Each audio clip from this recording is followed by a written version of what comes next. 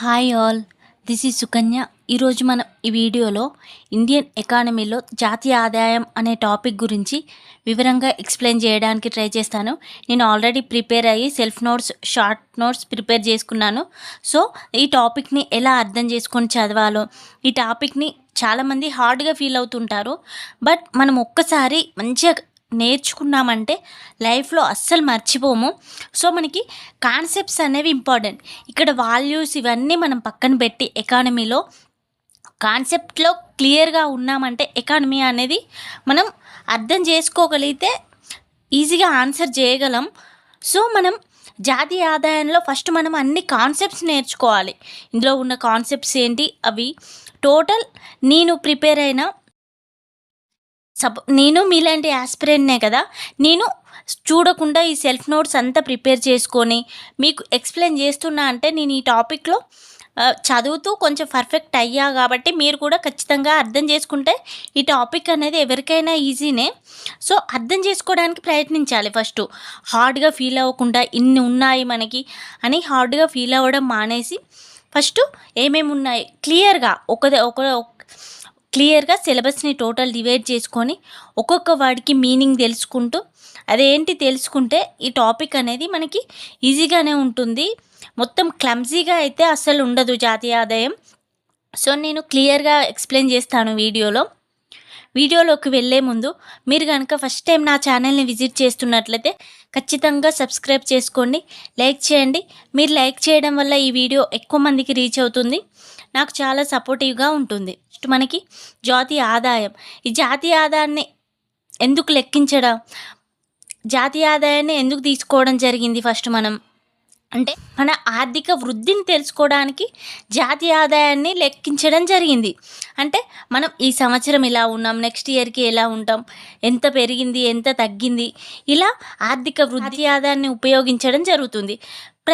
ప్రస్తుత సంవత్సరం నేను ఈ మంత్ 1000 రూపీస్ నా దగ్గర ఉన్నాయి, నెక్స్ట్ మంత్ ఎంత ఉన్నాయి, ఇలా లెక్కల్ని వేస్తూ మనం వృద్ధి చెందామా లేదా వెనుకబడి ఉన్నామా, ఇలాంటి వాటి కోసం మనము ఒకరికొకరు ఎవరు వెనుకబడి ఉంటే వాళ్ళని ప్రోత్సహించడానికి ప్రభుత్వం ఎలాంటి చర్యలు తీసుకోవాలి, ఇలాంటి వాటి కోసం మనం జాతీయ ఆదాయాన్ని అంచనా వేయాల్సి వచ్చింది.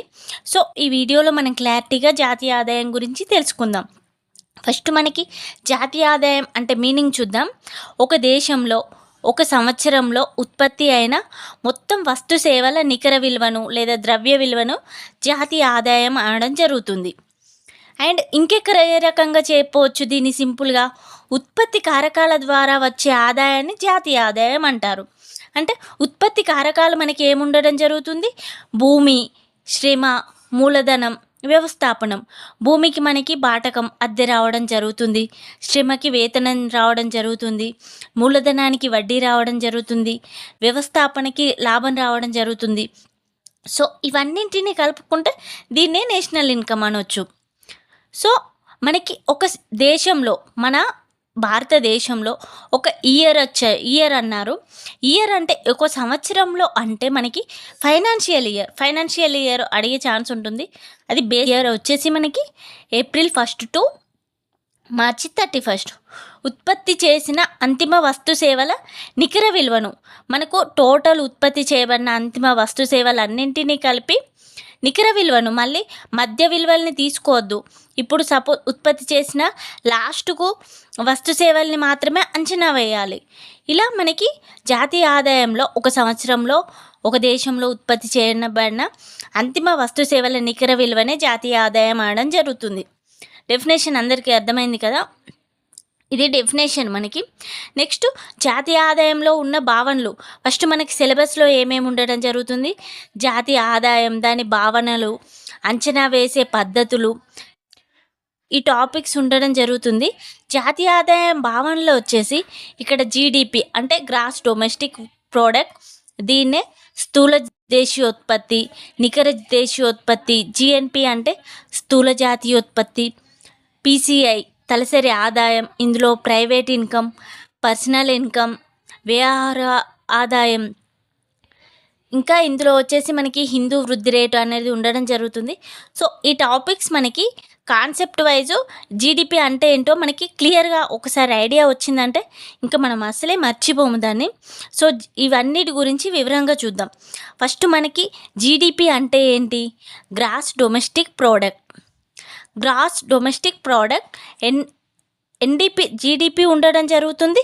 ఇంకొకటి ఇందులోనే ఎన్డిపి ఉండడం జరుగుతుంది. ఎన్డిపి అంటే ఏంటి? నెట్ డొమెస్టిక్ ప్రోడక్ట్ అంటే స్థూల దేశీయోత్పత్తి, నికర దేశీయోత్పత్తి అని ఉండడం జరుగుతుంది. స్థూల అంటే ఫస్ట్ మనం ఉత్పత్తి చేయబడిన అన్ని వస్తువులను వచ్చేసి స్థూల ఉత్పత్తి అనడం జరుగుతుంది. నికర ఉత్పత్తి అంటే మనము ఏ యంత్రాన్ని తయారు చేసినా, ఏ వస్తువును తయారు చేసినా దానికి కొన్ని రోజులకి అరుగుదల అనేది ఉండడం జరుగుతుంది. తర్వాత ఫైనల్లీ నికరంగా ఉన్నదాన్ని మనం నికర అంటాం. నికర ఉత్పత్తి అనడం జరుగుతుంది. సో స్థూల ఉత్పత్తికి నికర ఉత్పత్తికి తేడా వచ్చేసి మనకి తరుగుదల. స్థూల ఉత్పత్తి ఈక్వల్స్ టు నికర ఉత్పత్తి ప్లస్ తరుగుదల అనడం జరుగుతుంది. ఇక్కడ మనకి gross value equals to net value plus తరుగుదల అయితే నికర ఉత్పత్తి రావడం జరుగుతుంది. ఇక్కడ వచ్చేసి మనకి దేశీయోత్పత్తి, జాతీయోత్పత్తి ఈ రెండిటికి తేడా వచ్చేసి మనకి ఎన్ఎఫ్ఐఏ అంటే నికర విదేశీ కారక ఆదాయం అని అనడం జరుగుతుంది. అంటే దేశీయోత్పత్తి అంటే ఏంటి? మనకి దేశ భౌగోళిక ప్రాంతంలో అంటే ఇప్పుడు మన భారతదేశం ఉంది కదా, మన భారతదేశం మొత్తం ఉత్పత్తి చేయబడిన వస్తు సేవలన్నింటినీ దేశీయోత్పత్తి అనడం జరుగుతుంది. అదే జాతీయోత్పత్తి అంటే ఏంటి? మనకి మన దేశ పౌరుల చేత ఇండియాలో కావచ్చు, యుఎస్ఏలో కావచ్చు, చైనాలో కావచ్చు, ఎక్కడైనా కావచ్చు, ఇవన్నింటినీ మన పౌరులు ఉత్పత్తి చేసిన వస్తు సేవలను వచ్చేసి మనం జాతీయోత్పత్తి అనడం జరుగుతుంది. ఈ రెండింటి మధ్య డిఫరెన్స్ వచ్చేసి మనకు దేశీయోత్పత్తి అంటే మన ఇండియా లెవెల్ మాత్రమే ఉండడం జరుగుతుంది. జాతీయోత్పత్తి వచ్చేసి ఇక్కడ టోటల్ ఎక్కడైనా మన దేశ పౌరులు, ఇప్పుడు మన వాళ్ళు యుఎస్ఏకి వెళ్ళారు, వారి నుండి వచ్చే మనకి ఆదాయం ఏంటి? జాతీయ ఆదాయం అనడం జరుగుతుంది. ఇప్పుడు మన దగ్గర ఇక్కడ యుఎస్ఏ వాళ్ళు వచ్చేసి ఇక్కడ మనకి ఒక కంపెనీ పెట్టారు, వాళ్ళది వచ్చేసి మనకి దేశీయ ఆదాయంలో యాడ్ కావడం జరుగుతుంది. సో ఇక్కడ నికర విదేశీ కారక ఆదాయం అంటే అమెరికా వాళ్ళు వచ్చేసి మన దాంట్లో ఒక దేశంలో ఒక కంపెనీ పెట్టారు, మన ఇండియా వాళ్ళు వచ్చేసి అమెరికాలో ఒక కంపెనీని పెట్టారు. మనకి అమెరికా వాళ్ళు వచ్చేసి వాళ్ళు మన దేశంలో 100 కోట్లు సంపాదించారు. అదే మన ఇండియా వాళ్ళు వచ్చేసి అమెరికాలో ఒక 50 కోట్లు సంపాదించారు. సో మనకి అప్పుడు ఏం చేస్తారు? అమెరికా వాళ్ళు మనకి 50 కోట్లు ఇవ్వడం జరుగుతుంది. మనం అమెరికా వాళ్ళకి వాళ్ళు సంపాదించుకున్న 100 కోట్లని ఇవ్వడం జరుగుతుంది. సో మనకి 100 అంటే 100 వెళ్ళిపోతున్నాయి, 50 వస్తున్నాయి. సో ఇక్కడ మనకి ఎన్ఎఫ్ఐఏ అంటే ఏంటి? -50 అంటే మనకి ఎన్ఎఫ్ఐఏ అంటే నెగిటివ్ కాబట్టి మనకు జాతీయోత్పత్తి తక్కువ ఉండడం మనకి ఇక్కడ జాతీయోత్పత్తి అనేది తక్కువ ఉండడం జరుగుతుంది. ఎన్ఎఫ్ఐఏ అనేది మనకి ఎక్కువ ఉండాలి. ఎన్ఎఫ్ఐఏ ఎక్కువ ఉంటే మనకి అంటే మన దేశ పౌరులు సంపాదించేది ఇప్పుడు 100 కోట్లు సంపాదిస్తున్నారు, అదే యుఎస్ఏ వాళ్ళు వచ్చేసి 50 కోట్లు సంపాదిస్తున్నారు మన దేశంలో, వాళ్ళకి 50 కోట్లు వాళ్ళకి మనం ఇచ్చేయాలి. నెక్స్ట్ మన దగ్గర 50 ఉంటాయి కదా, అది పొదుపు అన్నట్టు. సో అవి పాజిటివ్ అంటే మనకి వచ్చే ఆదాయం రిసిప్ట్స్ మైనస్ పేమెంట్స్ అంటే మనకు వచ్చే రాబడి పోయేవి. సో దీన్నే ఎన్ఎఫ్ఐఏ అనడం జరుగుతుంది. సో మనకి ఇక్కడ క్లారిటీ కావాలి. దేశీయోత్పత్తికి జాతీయోత్పత్తికి మధ్య తేడా వచ్చేసి ఎన్ఎఫ్ఐఏ, దీన్నే R-P అనడం జరుగుతుంది. ఇక్కడ స్థూల ఉత్పత్తికి నికర ఉత్పత్తికి తేడా వచ్చేసి తరుగుదల. ఇక్కడ స్థూల నికర అంటే సింపుల్గా మనం ఒక పెన్ను తీసుకున్నామనుకో, ఈ పెన్ను కొన్నప్పుడు ఫుల్ ఉంది, తర్వాత నేను రాసాక ఇంకొచ్చేసి ఆఫ్ అయింది కదా, దీన్ని ఏమంటారు? తరుగుదల. ఇప్పుడు లాస్ట్కు దీన్ని మిగిలింది కాబట్టి ఇది నికరం. ఫస్ట్ నేను కొత్తగా కొన్నప్పుడు స్థూల. సో అది అర్థం చేసుకోవాలి మనం. అలా స్థూల నికరకి మధ్య అంటే అరిగిన తర్వాత మిగిలింది వచ్చేసి నికర. సో ఇవి రెండింటికి డిఫరెన్స్ వచ్చేసి మనకి తరుగుదల. దేశీయోత్పత్తికి జాతీయోత్పత్తికి డిఫరెన్స్ వచ్చేసి ఎన్ఎఫ్ఐఏ, దీన్నే R-P అంటే పేమెంట్స్ మైనస్, దీన్నే R-P అంటే రిసిప్ట్స్ మైనస్ పేమెంట్స్, వచ్చేవి మనం వాళ్ళకి ఇచ్చేవి. నెక్స్ట్ వచ్చేసి ఇందులో మార్కెట్ ప్రైజెస్ ఉండడం జరుగుతుంది, ఉత్పత్తి కారకాల దృష్ట్యా ఉండడం జరుగుతుంది. మనకి జాతీయ ఆదాయం అనేది మార్కెట్ ధరల దృష్ట్యా, ఉత్పత్తి కారకాల దృష్ట్యా.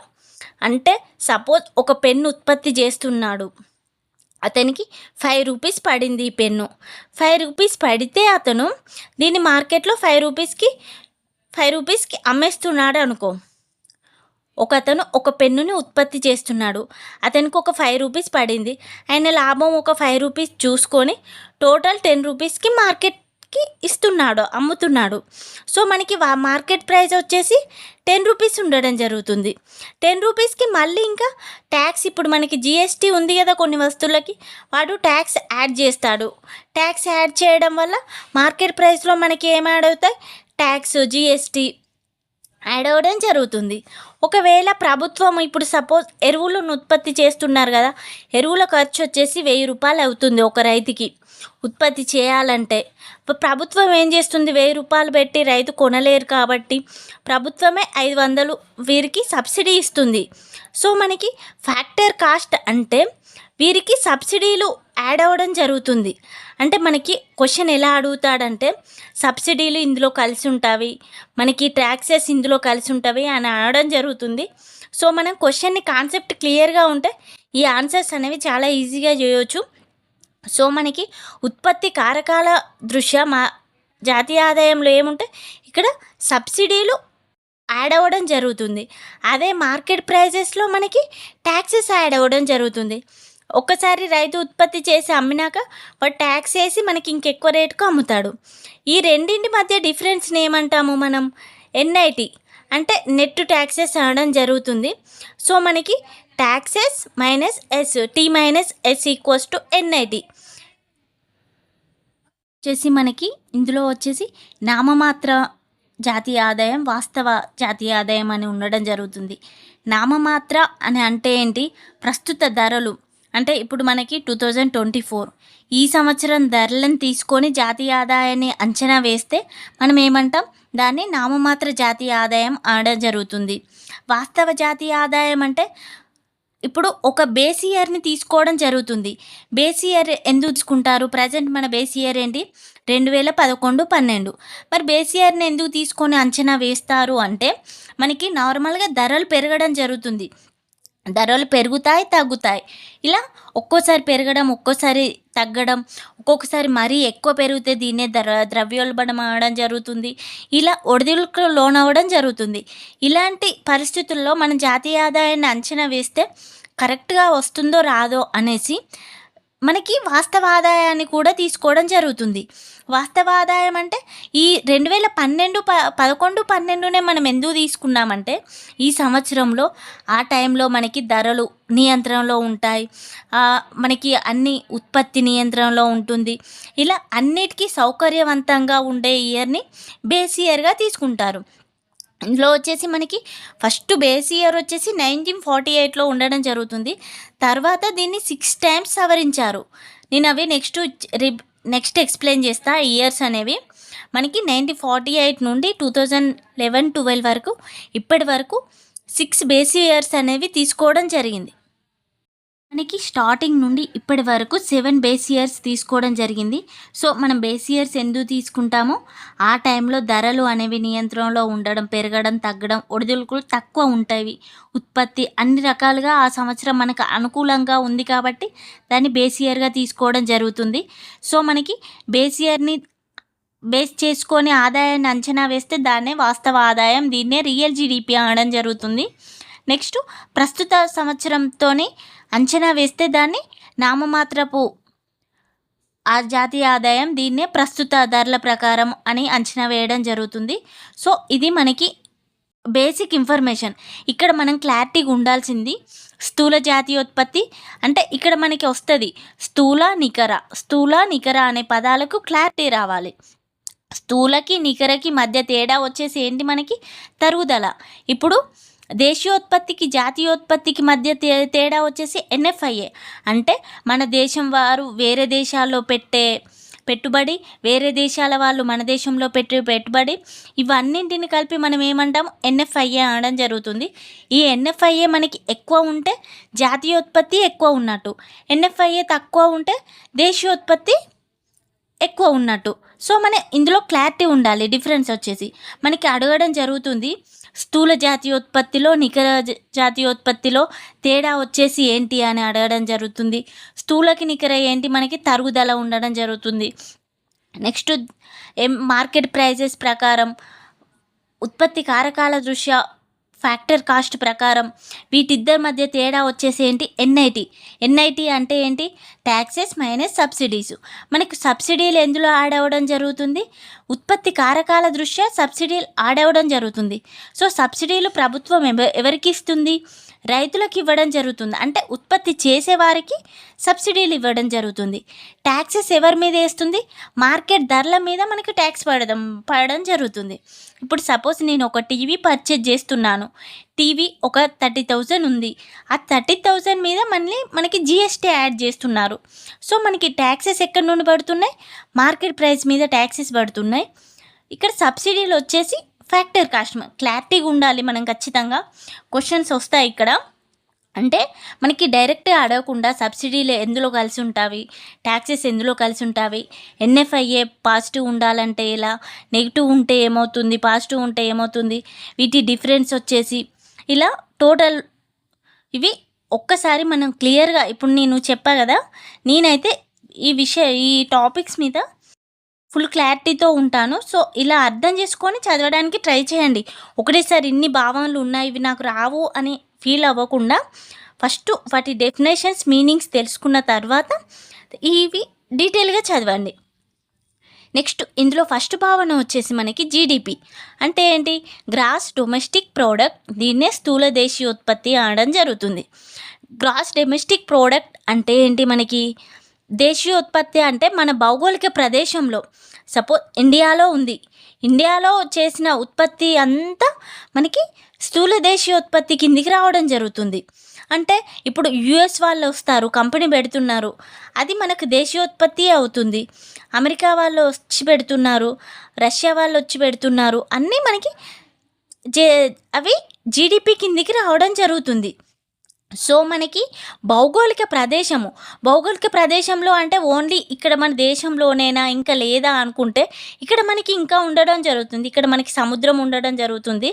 అంటే ఇక్కడ మనకి 200 నాటికల్ మైళ్ళ వరకు మనకి ఈజెడ్ ప్లేస్ ఉండడం జరుగుతుంది. సో ఇక్కడి వరకు మనకి సముద్రపు కూడా మన ఆదాయంలోకే రావడం జరుగుతుంది. ఇంకా మనకి రాయబార కార్యాలయాలు ఉండడం జరుగుతుంది వేరే దేశాల్లో, వాటి నుంచి వచ్చే ఆదాయం కూడా మనకి రావడం జరుగుతుంది. ఇలా మనం టోటల్గా ఇలా క్లారిటీగా చదువుకోవాలి. మనకి జీడిపి అంటే మన భౌగోళిక ప్రదేశానికి ఇంపార్టెన్స్ ఇవ్వాలి. అదే జాతీయ ఆదాయం అంటే పౌరులకు ఇంపార్టెన్స్ ఇవ్వాలి. అక్కడ ఇది ఒక్కటి క్లారిటీగా ఉండాలి. జీడిపి అంటే ప్లేస్కి ఇంపార్టెన్స్, జిఎన్పి వచ్చేసి మనకి పౌరులకి ఇంపార్టెన్స్. సో క్లారిటీ కదా. ఇక్కడ ఒక సంవత్సర కాలంలో అంటే ఇక్కడ వచ్చేసి మనకు ఏమేమి వస్తాయి, వాటర్ వేస్, జెట్ వేస్, సముద్రం, ఇవన్నీ రావడం జరుగుతుంది. అంతిమ వస్తు సేవల ఉత్పత్తి అని అన్నాం కదా, అంటే ఒక భౌగోళిక ప్రదేశంలో ఒక సంవత్సర కాలంలో ఉత్పత్తి చేయబడిన అంతిమ వస్తు సేవలనే మనకి జీడిపి అనడం జరుగుతుంది. సో అంతిమ వస్తు సేవల్లో దీంట్లో అంతిమ వస్తు సేవలే అని ఎందుకన్నారు, మనకి వస్తువులు, మధ్యంతర వస్తువులు ఉంటాయి, అంతిమ వస్తువులు ఉంటాయి. అంటే సపోజ్ ఒక రైతు వరి పండిస్తున్నాడు, వరి పండించేటప్పుడు తనకి వరి ఉంటుంది, వరిని తను పండించి అమ్మేస్తాడు. వరి అనేది రైతుకి అంతిమ వస్తువు, అమ్మేస్తాడు. తర్వాత మనం దాన్ని రైస్ చేస్తున్నాం, రైస్ని పిండి చేస్తున్నాం, పిండితో చపాతీ చేస్తున్నాం, ఇలా చాలా చేస్తున్నాం. ఫైనల్లీ మనకి చపాతీ అనేది అంతిమ వస్తువు, మనం తింటున్నాం కాబట్టి మనకి చపాతీ అంతిమ వస్తువు అవుతుంది. ఆల్రెడీ ఇక్కడ వడ్లు ఒకసారి జాతీయ ఆదాయంలో అంచనా వేశారనుకో, మళ్ళీ చపాతీ కూడా ఇది ఎక్కువ కాస్ట్. సపోజ్ ఒక 50 రూపీస్ కేజీ రైస్ ఉన్నాయనుకో, అదే పిండి చపాతీకి చేసే పిండి వచ్చేసి అవి ఒక 100 రూపీస్, ఇక్కడ 50, ఇక్కడ 100, టోటల్ 150 అంటే 2 టైమ్స్ అంచనా వేయడం జరుగుతుంది. సో మనకి అందుకే ఎలా చెప్పారు, అంతిమ వస్తు సేవల్ని మాత్రమే తీసుకోవాలి. అంతిమ వస్తు సేవలు అంటే ఓన్లీ ఇక్కడ పిండి వాల్యూ మాత్రమే తీసుకోవాలి. అంటే ఇక్కడ ఫస్ట్ రైస్ క్యాస్ట్ ఇందులో నుండి మైనస్ చేస్తే మనకి ఇది రావడం జరుగుతుంది. సో జీడిపి అంటే ఐడియా వచ్చింది కదా. ఒక భౌగోళిక ప్రదేశంలో ఒక సంవత్సర కాలంలో ఉత్పత్తి చేయబడిన అంతిమ వస్తు సేవల ఉత్పత్తినే జీడిపి అనడం జరుగుతుంది. జీడిపి అంటే భారతదేశం, దాంతోపాటు రాజకీయ బౌండరీసు, ఇక్కడ సముద్ర జోన్ 200 నాటికల్ మైళ్ళ వరకు, ఇంకా కార్యాలయాలు, వాటర్ వేసు, జెట్ వేసు, ఇవి మనకి జీడిపి కిందికి రావడం జరుగుతుంది. నెక్స్ట్ వచ్చేసి ఇందులో మనకి మళ్ళీ ఎన్డిపి కూడా ఉండడం జరుగుతుంది. ఎన్డిపి అంటే ఇందాక ఎక్స్ప్లెయిన్ చేశా కదా, నికర దేశీయోత్పత్తి అంటే ఉత్పత్తి చేయబడిన అంతిమ వస్తు సేవలు ఉన్నాయి కదా, వాటిలో తరుగుదలని యాడ్ చేసామనుకో, తరుగుదలని తీసేస్తే ఏమొస్తుంది, ఇక్కడ జీడిపి ఉంది, దీని నుండి మనం తరుగుదల తీసేసాం, మిగిలింది మనకేంటి ఎన్డిపి అంటే నికర దేశీయోత్పత్తి. ఇందులో మనకి బిట్స్ ఎలా వచ్చినా మనకి ఒక్కసారి ఐడియా ఉంది కాబట్టి ఇవి ఎలా ఎటు తిప్పి అడిగినా మనం ఆన్సర్ చేయొచ్చు. సో ఇక్కడ జీడిపిలోని తరుగుదలని తీసేసినాం కాబట్టి మిగిలేది మనకేంటి ఎన్డిపి అంటే ఏంటి, నికర దేశీయోత్పత్తి. దీన్నే నెట్ డొమెస్టిక్ ప్రోడక్ట్ అనడం జరుగుతుంది. నెక్స్ట్ టాపిక్ వచ్చేసి మనకి జిఎన్పి. నెక్స్ట్ వచ్చేసి జిఎన్పి గ్రాస్ నేషనల్ ప్రోడక్ట్, స్థూల జాతీయోత్పత్తి. అంటే మన స్వదేశీ పౌరులకి ఇక్కడ ఇంపార్టెన్స్ ఇవ్వడం జరుగుతుంది. స్వదేశీ పౌరుడు అంటే ఏంటి, ఇప్పుడు మన ఇండియా ఉంది, సపోజ్ ఇది ఇండియా అనుకోండి, జస్ట్ మన ఇండియా వాళ్ళు యుఎస్కి వెళ్ళారు, ఇక్కడ చైనాకి వెళ్ళారు, రష్యాకి వెళ్ళారు, ఇక్కడ ఆస్ట్రేలియాకి వెళ్ళారు. వీరందరూ సంపాదించే ఆదాయం అంతా మనకి జాతీయ ఆదాయం ఆడడం జరుగుతుంది. ఓన్లీ ఈ ఇండియాలో సంపాదించే ఆదాయం అండ్ మన ఇండియా వాళ్ళు బయట సంపాదించే ఆదాయం. సో బయట నుండి మా అన్నయ్య ఇప్పుడు యుఎస్లో ఉన్నాడు, పంపిస్తున్నాడు అక్కడి నుండి, అది మనకి ఏమవుతుంది, జాతీయ ఆదాయం అవుతుంది. సో బయట నుండి మనకి పంపిస్తున్నారు కాబట్టి అవి కూడా మనకి యాడ్ అవ్వడం జరుగుతుంది. జాతీయ ఆదాయం అంటే ఏంటి, మనకి మన దేశ పౌరుల చేత ఉత్పత్తి చేయబడిన వస్తు సేవలనే మనం జాతీయ ఆదాయం అనడం జరుగుతుంది. ఇక్కడ జాతీయ ఆదాయానికి మనకి దేశీయ ఆదాయానికి డిఫరెన్స్ ఏంటి ఈ మధ్య, విదేశీ కారక ఆదాయం అంటే ఎన్ఎఫ్ఐఏ, దీన్నే రిసిప్ట్స్ మైనస్ పేమెంట్స్ అనడం జరుగుతుంది. దీన్నే మళ్ళీ ఇంకొక రకంగా చెప్పాలంటే GNP is equals to GDP plus X minus M. అంటే ఏంటి, ఇక్కడ ఎక్స్ మైనస్ ఎం అంటే ఎగుమతులు దిగుమతులు, exports imports, X minus I అనడం జరుగుతుంది, ఎగుమతులు దిగుమతులు. సో ఇక్కడ జిఎన్పి మనకి ఎక్కువ ఉండాలంటే మనం ఎగుమతి ఎక్కువ చేయాలి, దిగుమతి తక్కువ చేయాలి. అలాంటప్పుడు మన దేశం అభివృద్ధి చెంది మన జాతీయ ఆదాయం పెరగడం జరుగుతుంది. బట్ ప్రజెంట్ మన ఇండియా ఏ కండిషన్లో ఉంది, మనం దిగుమతి ఎక్కువ చేసుకుంటున్నాం, దిగుమతి ఎక్కువ చేసుకొని ఎగుమతి తక్కువ చేస్తున్నాం. సో మనకి జీడిపి ఎక్కువ ఉండడం జరుగుతుంది, జిఎన్పి మనకి తక్కువ ఉండడం జరుగుతుంది. జిఎన్పి పెరగాలంటే మనం ఏం చేయాలి, ఎగుమతుల్ని పెంచుకోవాలి. ఎగుమతుల్ని పెంచితే ఏమవుతుంది, మనకు విదేశీ కారక ఆదాయం పెరుగుతుంది. ఇప్పుడు మనం దగ్గర వరి ఎక్కువ ఉంది, మనం తినేదానికంటే మించి చాలా వరకు వేరే దేశాలకు ఎక్స్పోర్ట్ చేస్తాం. అప్పుడు మనకి అమెరికా మనకి ఎలా ఇస్తుంది, డాలర్స్ ఇస్తుంది. సో మన దగ్గర అమెరికా డాలర్స్ వచ్చేసి మన ఎక్కువ ఉన్నాయనుకో, అప్పుడు మనకి విదేశీ కారక ఆదాయం అనేది పెరగడం జరుగుతుంది. సో అలా జాతీయ ఆదాయం పెరగడం జరుగుతుంది. ఇంకా దీన్ని ఎలా చెప్పవచ్చు, ఇప్పుడు జిఎన్పికి జీడిపికి డిఫరెన్స్ వచ్చేసి ప్లస్ ఆర్ మైనస్ ఎన్ఎఫ్ఐఏ. అంటే మనకి జిఎన్పిలో నుంచి ఏది, ఇప్పుడు ఎన్ఎఫ్ఐఏ ఎక్కువ ఉంటే మనకి జిఎన్పి ఎక్కువ ఉండడం జరుగుతుంది, ఎన్ఎఫ్ఐఏ తక్కువ ఉంటే జీడిపి ఎక్కువ ఉండడం జరుగుతుంది. సో ఇక్కడ ఎగుమతులు దిగుమతుల గురించి ఎక్స్పోర్ట్స్ ఎక్కువ ఉంటే, ఎక్స్పోర్ట్స్ ఇంపోర్ట్స్ సమానంగా ఉన్నాయి అనుకో, మనకి ఇప్పుడు మన దేశం వాళ్ళు ఉన్నారు, ఇండియాలో 100 కోట్లు సంపాదిస్తున్నాం, అమెరికా వాళ్ళు వచ్చి ఇండియాలో ఒక 50 కోట్లు సంపాదిస్తున్నారు. టోటల్ మన దేశీయ ఆదాయం వచ్చేసి 150. అదే మన ఇండియా వాళ్ళు వేరే దేశంలోకి వెళ్ళి ఇంకో 200 కోట్లు అక్కడ సంపాదించారు. సో మనం ఏం చేయాలి, 200 కోట్లు అంటే మనకి యాడ్ అవుతుంది. మన దేశం వాళ్ళు మనకి 100 కోట్లు సంపాదిస్తున్నారు అండ్ మన దేశం వాళ్ళు వేరే దేశాల్లో 200 కోట్లు సంపాదిస్తున్నారు. టోటల్ ఇక్కడ మనకి 50 కోట్లు వేరే దేశం వాళ్ళు మన దేశంలో పెట్టుబడి పెట్టారు కాబట్టి దీన్ని మైనస్ చేయాలి. సో 300 మైనస్ 50 250 అంటే ఇక్కడ మనకి జీఎన్పీ అనేది చాలా ఎక్కువ ఉండడం జరిగింది. అలా ఉండాలంటే ఏం చేయాలి, మనకి విదేశాల నుండి మనకు ఆదాయం పెరగాలి. సో దాన్నే ఎన్ఎఫ్ఐఏ ఎక్కువ ఉంటే మనకి జీఎన్పీ ఎక్కువ ఉండడం జరుగుతుంది. సో క్లారిటీగా ఇలా చదవండి. నెక్స్ట్ సబ్ టాపిక్ వచ్చేసి నెట్ నేషనల్ ప్రోడక్ట్. దీన్నే నికర జాతీయోత్పత్తి. అంటే ఇప్పుడు మనం మామూలుగా జాతీయోత్పత్తి ఉంటుంది, స్థూలంగానే ఉండడం జరుగుతుంది. దానికి తరుగుదలని ఒక్కటి తీసేస్తే వచ్చేదే నికర జాతీయోత్పత్తి. సో దీనికి ఒక్కటి మనం ఫస్ట్ స్థూలకి నికరకి డిఫరెన్స్ వచ్చేసి తరుగుదల అని గుర్తుపెట్టుకుంటే ఇవి ఏది ఇచ్చినా మనకు 100% క్లారిటీతో ఉండగలం. డి అంటే తరుగుదల. ఈ తరుగుదలకి మనకి ఇక్కడ డెఫినేషన్ వచ్చేసి ఫస్ట్ తరుగుదలకి వచ్చేసి ఈక్వేషన్ ఇలా ఉంటుంది, cost minus RV by life span. అంటే మనం ఒక మొబైల్ 10,000 పెట్టి కొన్నాము, తర్వాత దాన్ని ఇప్పుడు మనకి ప్రజెంట్ వాల్యూ వచ్చేసి యూజ్ చేసిన తర్వాత ఒక 5K ఉండడం జరిగింది.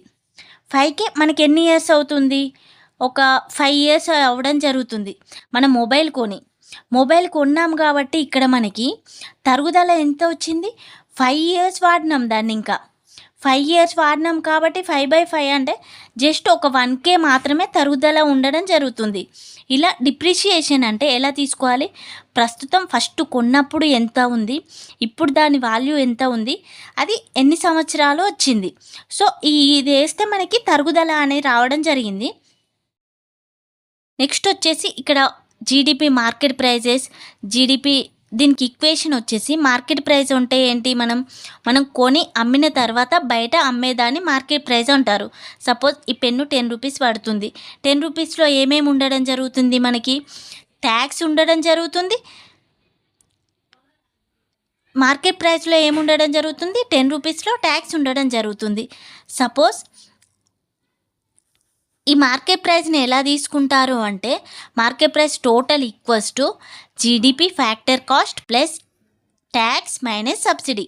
అంటే ఇందులో సబ్సిడీలని మైనస్ చేయడం జరుగుతుంది. అదే ఫ్యాక్టర్ కాస్ట్లో అయితే సబ్సిడీలను ప్లస్ చేయడం జరుగుతుంది. సపోజ్ ఈ పెన్ను కాస్ట్ వచ్చేసి రైతుకి ఒక 10 రూపీస్ పడింది. బట్ బయట వచ్చేసి చైనా వాళ్ళు వచ్చేసి మనకి 10 రూపీస్కే అమ్ముతున్నారు. మరి రైతుకు లాభం ఉండాలి కదా అనేసి అతను 15 రూపీస్కి అమ్ముతున్నాడు. సో ఇలా ఉన్నప్పుడు మనకి కొనేవాళ్ళు తక్కువ ఉంటారు, దీనికే కొంటారు, చైనా ప్రోడక్ట్స్నే కొనడం జరుగుతుంది. ఇలాంటి సమయంలో మనకి ప్రభుత్వం ఏం చేస్తుంది, సబ్సిడీ ఇస్తుంది. సబ్సిడీ ఒక 5 రూపీస్ ఇచ్చింది అనుకో, సబ్సిడీ ఒక 5 రూపీస్ ఇచ్చింది రైతుకి అంటే ఉత్పత్తి ఫ్యాక్టర్ కాస్ట్కి ఉత్పత్తికి ఇవ్వడం జరుగుతుంది, ఉత్పత్తి చేసిన వాళ్ళకి. సో అతనికి 5 రూపీస్ ఇస్తే ఫైనల్లీ మనకి 10 రూపీస్ రావడం జరిగింది. ఈ 10 రూపీస్కి ఇంకో 1 రూపీ ట్యాక్స్ కలుపుకొని 11 రూపీస్కి అమ్మడం జరుగుతుంది. ఇలా మనకి సబ్సిడీలు అనేవి ఫ్యాక్టర్ కాస్ట్లో యాడ్ చేయడం జరుగుతుంది. మార్కెట్ ప్రైజెస్లో వచ్చేసి మనకి ట్యాక్సెస్ని యాడ్ చేయడం జరుగుతుంది. ఇలా క్లారిటీగా ఉంటే ఈజీ.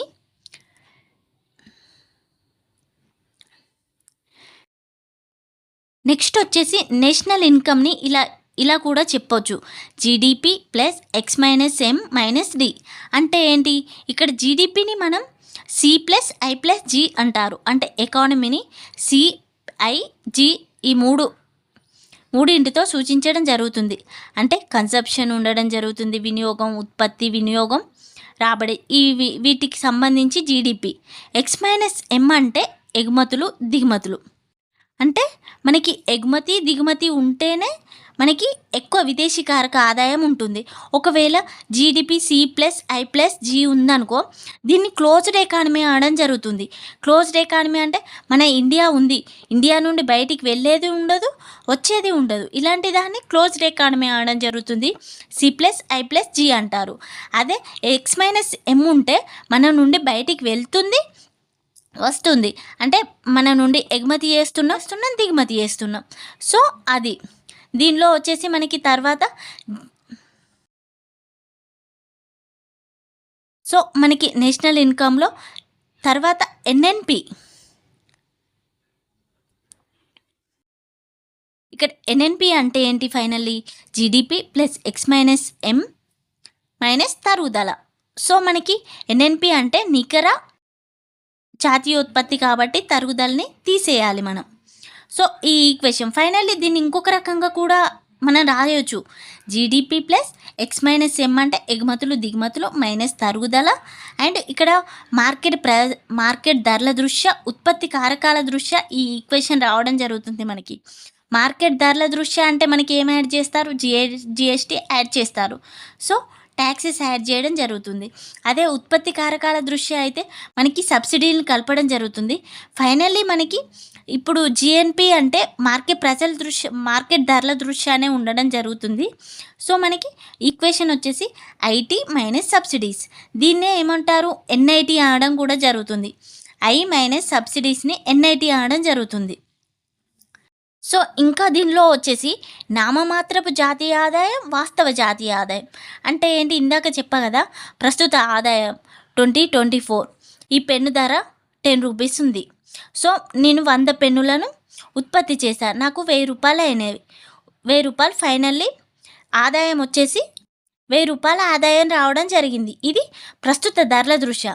అదే వాస్తవ ఆదాయం వచ్చేసి ఆధార సంవత్సరాన్ని బేస్ చేసుకుంటే ఫస్ట్ మనకి అప్పుడు ఈ పెన్ను కాస్ట్ ఎంత ఉంది, ఒక 5 రూపీస్ ఉంది. అదే నేను 100 పెన్నులను ఉత్పత్తి చేశా. సో అప్పుడు ఆదాయం ఎంత రావడం జరుగుతుంది, 500 రావడం జరుగుతుంది. బట్ అక్కడ ఇలా ధర ఎక్కువ ఉంటే మనకి ఉత్పత్తి తక్కువ అయినా ఇప్పుడు మన ఖర్చులు కూడా ఇక్కడ ఎక్కువ ఉన్నాయి.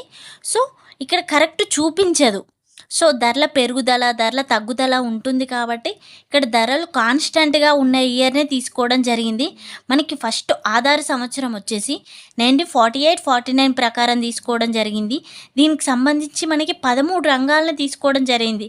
అంటే రంగాలు అంటే ఏముండడం జరుగుతుంది, అగ్రికల్చరు, దానికి సంబంధించిన ఉప సెక్టార్స్ అన్ని వీడియో లెంత్ అవుతుందని ఈ సెక్టార్స్ చూసుకోండి. ఒకవేళ మనకి ఆప్షన్స్లో కొన్ని సెక్టార్స్ ఇచ్చి లేని సెక్టార్ అడిగే ఛాన్స్ ఉంటుంది. 1960-61 ప్రకారం 15 రంగాల తీసుకోవడం జరిగింది. తర్వాత మనకి ఆధార సంవత్సరాలు అడిగే ఛాన్స్ ఉంటుంది, గుర్తుపెట్టుకోవాలి ఖచ్చితంగా. 1960-61, 70-71, 80-81, 93-94, 99-2000, 2004-5, 2011-12. సో ఇక్కడ వచ్చేసి 60-70 ఫస్ట్ 1948-49 ఉండడం జరిగింది. తర్వాత వచ్చేసి 12 ఇయర్స్కి 60, తర్వాత 10 ఇయర్స్కి మళ్ళీ 10 ఇయర్స్. బట్ ఇక్కడ మనకి ఎల్పిజి రీఫార్మ్స్ తర్వాత మళ్ళీ సవరించడం జరిగింది 93-94, ఇలా గుర్తుపెట్టుకోండి. తర్వాత ఎల్పిజి రీఫార్మ్ సక్సెస్ అయిన తర్వాత 99-2000లో మళ్ళీ సవరించడం జరిగింది. తర్వాత 2004-5, లాస్ట్ వచ్చేసి ప్రజెంట్ 2011-12. ఇలా క్లారిటీగా చదువుకోండి. నెక్స్ట్ వచ్చేసి మనకి ఇన్కమ్ రకాలు ఉండడం జరుగుతుంది. Private income, personal income, personal disposable income, ఈ రకాలు ఉండడం జరుగుతుంది.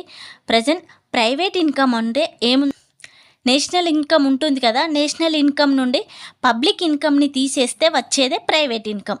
సో ఇది ఒకటి గుర్తుపెట్టుకుంటే సరిపోతుంది. ఇందులో వచ్చేసి మనకి ఇంకా వెస్ట్ ఇన్కమ్ అంటే పర్సనల్ ఇన్కమ్ ఉండడం జరుగుతుంది.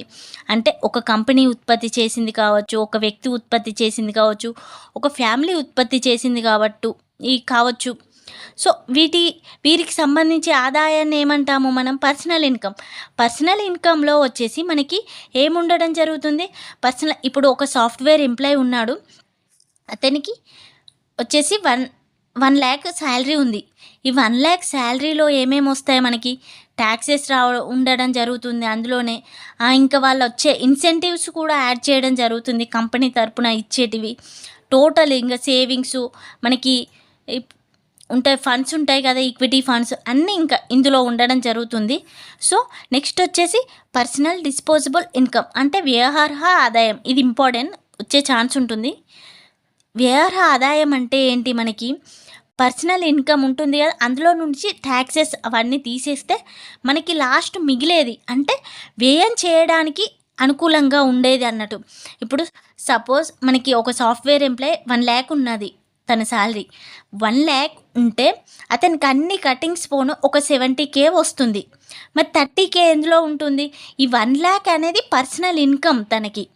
30K వచ్చేసి ట్యాక్సెస్, సేవింగ్స్ అన్నీ ఇంకా కంపెనీ తరపున ఉంటాయి కదా, అవన్నీ కటింగ్స్ పోతే వచ్చేది ఫైనల్లీ 70K. ఈ 70Kలో వచ్చేసి తను ఎలా వ్యయం చేస్తాడు, హౌస్ రెంటు, ఇంటి ఖర్చులు, స్కూల్ ఫీజు, కాలేజ్ ఫీజు, ఇవన్నింటికి తను ఖర్చు చేసుకుంటాడు. దీన్నే ఏమంటాం మనం? వ్యయ ఆదాయం అనడం జరుగుతుంది. నెక్స్ట్ వచ్చేసి తలసరి ఆదాయం. తలసరి ఆదాయం అంటే ఏంటి? Per capital index. అంటే మన జాతీయ ఆదాయం టోటల్ ఉంటుంది కదా, టోటల్ మన ప్రజెంట్ జాతీయ ఆదాయం ఎంత ఉంది? 269. ప్రజెంట్ మన జాతీయ ఆదాయం ఎంత ఉంది? 292 crores అనుకో. సపోజ్ ఫర్ ఎగ్జాంపుల్ మన పాపులేషన్ ఒక 140 crores అనుకో. దీన్ని చేస్తే మనకు వచ్చేది తలసరి ఆదాయం అవుతుంది. ప్రజెంట్ మన తెలంగాణ తలసరి ఆదాయం ఎంత ఉంది? మనకి తలసరి ఆదాయం వచ్చేసి 3,40,000 వరకు ఉండడం జరిగింది. సో అది పర్ క్యాపిటల్ ఇండెక్స్.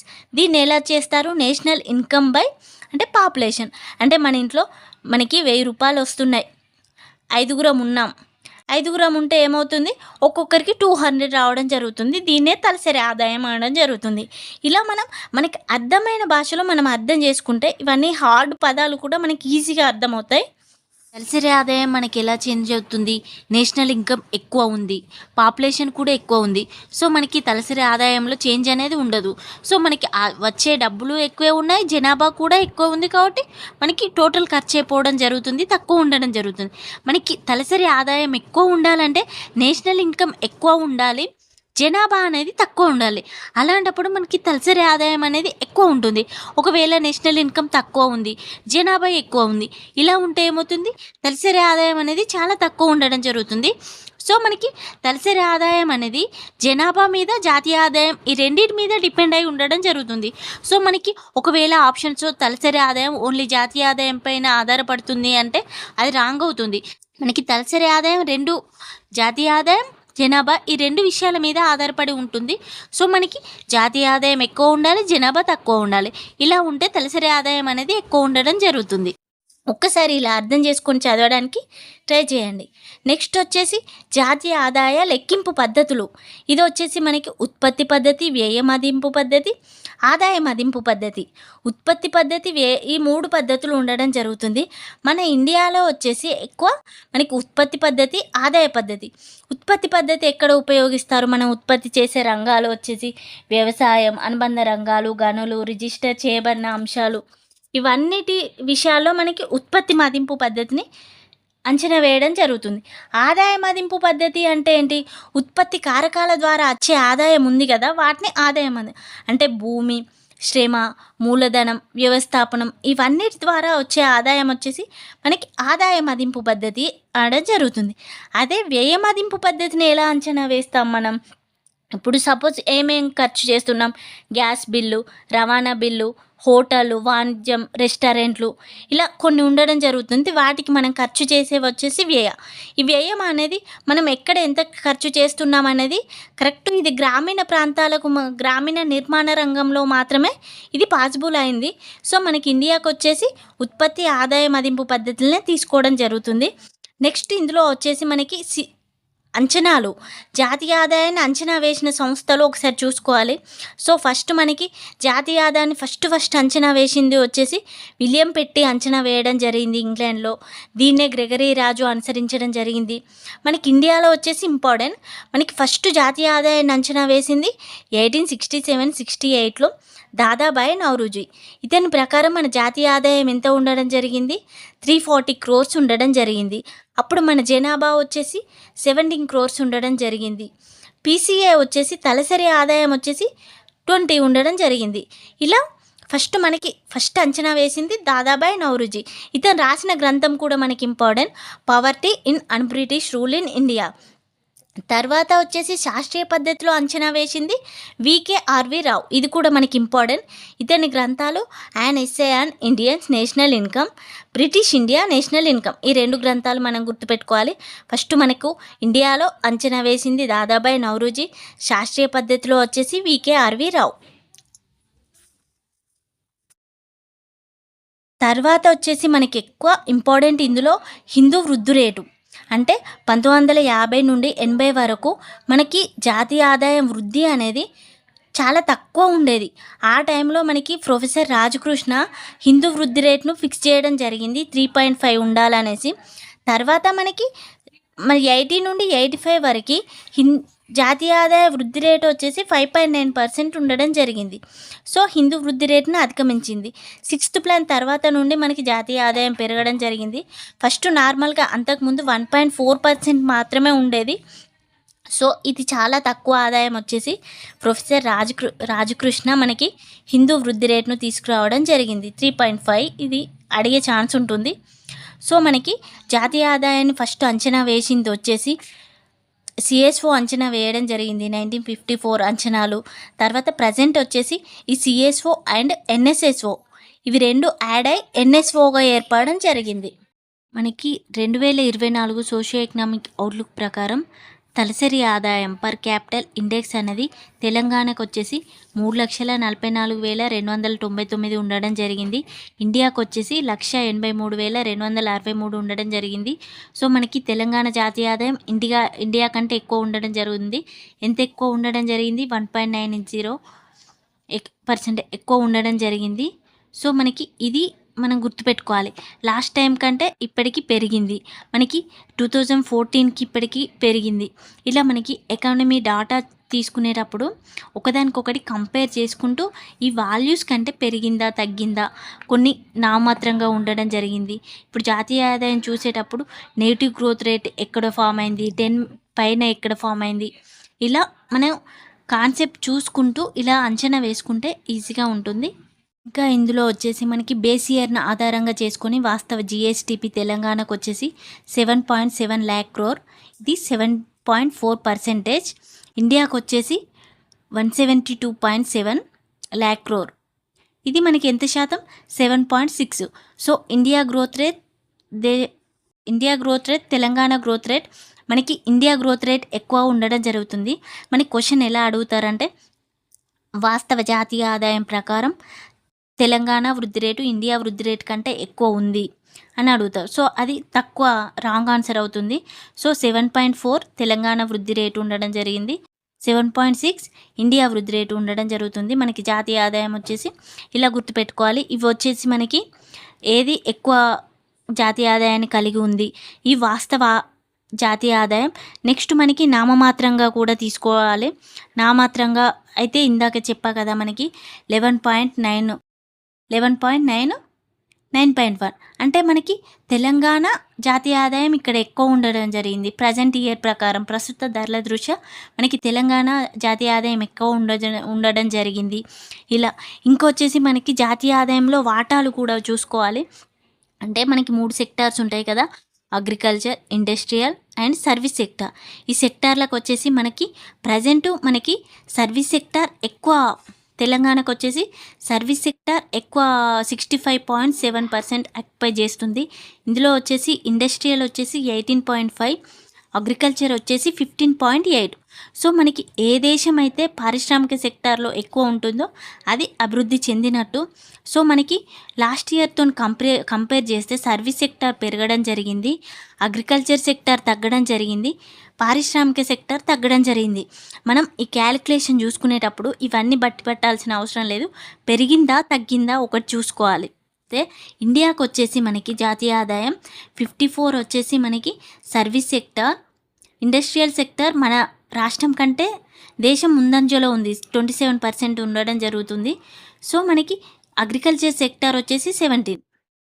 మన తెలంగాణ కంటే ఇండియాలో ఇండస్ట్రియల్ సెక్టర్ బెటర్ ఉండడం జరిగింది. ఇలా అడిగే ఛాన్స్ ఉంటుంది, కంపేర్ చేసుకుంటూ చదవాలి మనం. ఇక్కడ టోటల్ 27, 18 అని బట్టి పట్టకుండా ఇది ఎక్కువ ఉందా ఇది ఎక్కువ ఉందా, మన ఇండియా అనేది ఎక్కువ ఉంది అంటే పారిశ్రామికీకరణ ప్రకారం మన ఇండియా అనేది ముందంజలో ఉంది, తెలంగాణ కొంచెం వెనుకంజలో ఉంది అని ఇలా చెప్పవచ్చు.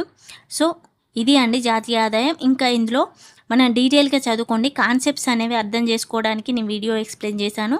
నా కంటెంట్ కనుక మీకు యూస్ఫుల్ అనిపిస్తే ఖచ్చితంగా సబ్స్క్రైబ్ చేసుకోండి, లైక్ చేయండి. Thank you for watching.